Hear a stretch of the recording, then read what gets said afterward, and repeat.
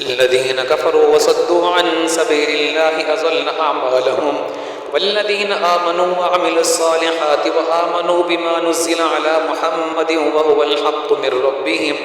كفر عنهم سيئاتهم وأصلح بالهم ذلك بأن الذين كفروا اتبعوا الباطل وأن الذين آمنوا اتبعوا الحق من ربهم كذلك يضرب الله للناس أمثالهم فإذا لقيتم الذين كفروا فضرب الرقاب حتى إذا أثخنتموهم فشدوا الوثاق فإما منا بعد وإما فداء حتى تضع الحرب أوزارها ذلك ولو يشاء الله لانتصر منهم ولكن ليبلو بعضكم ببعض والذين قتلوا في سبيل الله فلن يضل أعمالهم سيهديهم ويصلح بالهم ويدخلهم الجنة عرفها لهم يا أيها الذين آمنوا إن تنصروا الله ينصركم ويثبت أقدامكم والذين كفروا فتعسا لهم وأضل أعمالهم ذلك بأنهم كرهوا ما أنزل الله فأحبط أعمالهم أفلم يسيروا في الأرض فينظروا كيف كان عاقبة الذين من قبلهم دمر الله عليهم وللكافرين أمثالها ذلك بأن الله مولى الذين آمنوا وأن الكافرين لا مولى لهم إن الله يدخل الذين آمنوا وعملوا الصالحات جنات تجري من تحتها الأنهار والذين كفروا يتمتعون ويأكلون كما تأكل الأنعام والنار مثوى لهم وكأي من قرية هي أشد قوة من قريتك التي أخرجتك أهلكناهم فلا ناصر لهم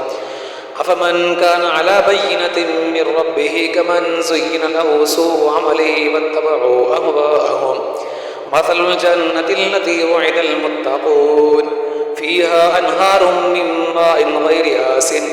وأنهار من لبن لم يتغير طعمه وأنهار من خمر لذة للشاربين وأنهار من عسل مصفى ولهم فيها من كل الثمرات ومغفرة من ربهم كمن هو خالد في النار وسقوا ماء حميما فقطع أمعاءهم ومنهم من يستمع إليك حتى إذا خرجوا من عندك قالوا للذين أوتوا العلم ماذا قال آنفا أولئك الذين طبع الله على قلوبهم واتبعوا أهواءهم والذين اهتدوا زادهم هدى وآتاهم تقواهم فهل ينظرون إلا الساعة أن تأتيهم بغتة فقد جاء أشراطها فأنى لهم إذا جاءتهم ذكراهم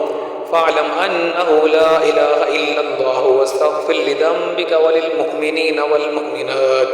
والله يعلم متقلبكم ومثواكم ويقول الذين آمنوا لولا نزلت سورة فإذا أنزلت سورة محكمة وذكر فيها القتال رأيت الذين في قلوبهم مرض ينظرون إليك نظر المغشي عليه من الموت فأولى لهم طاعة وقول معروف فإذا عزم الأمر فلو صدقوا الله لكان خيرا لهم فهل عسيتم إن توليتم أن تفسدوا في الأرض وتقطعوا أرحامكم أولئك الذين لعنهم الله فأصمهم وأعمى أبصارهم أفلا يتدبرون القرآن أم على قلوب أقفالها إن الذين ارتدوا على أدبارهم من بعد ما تبين لهم الهدى الشيطان سول لهم وأملى لهم ذلك بأنهم قالوا للذين كرهوا ما نزل الله سنطيعكم في بعض الأمر والله يعلم إسرارهم فكيف إذا توفتهم الملائكة يضربون وجوههم وأدبارهم ذلك بأنهم اتبعوا ما أسخط الله وكرهوا رضوانه فأحبط أعمالهم أم حسب الذين في قلوبهم مرض أن لن يخرج الله أضغانهم ولو نشاء لأريناكهم فلعرفتهم بسيماهم ولتعرفنهم في لحن القول والله يعلم أعمالكم ولنبلونكم حتى نعلم المجاهدين منكم والصابرين ونبلو أخباركم إن الذين كفروا وصدوا عن سبيل الله وشاقوا الرسول من بعد ما تبين لهم الهدى لن يزروا الله شيئا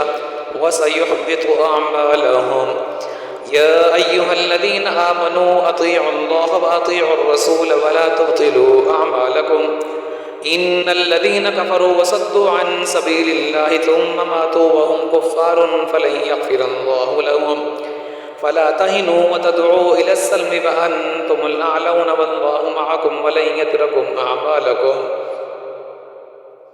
إنما الحياة الدنيا لعب ولهو وإن تؤمنوا وتتقوا يؤتكم أجوركم ولا يسألكم أموالكم إن يسألكموها فيحفكم تبخلوا ويخرج أضغانكم.